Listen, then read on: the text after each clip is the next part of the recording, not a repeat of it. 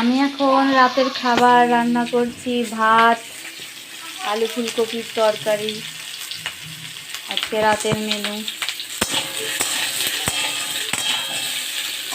ফুলকপির তরকারি। খুব একটা ভালো লাগছে না, তবুও অনেক বাসন পড়ে আছে, বেসিনে পরিষ্কার করতে হবে। দেখো আমার রান্নাঘরের অবস্থা, কত পিঁপড়ে উঠে যায়। ঝাঁকে ঝাঁকে ঝাঁকে ঝাঁকে পিঁপড়ে উঠছে, ঝাঁকে ঝাঁকে সব এইখান থেকে বেরোচ্ছে।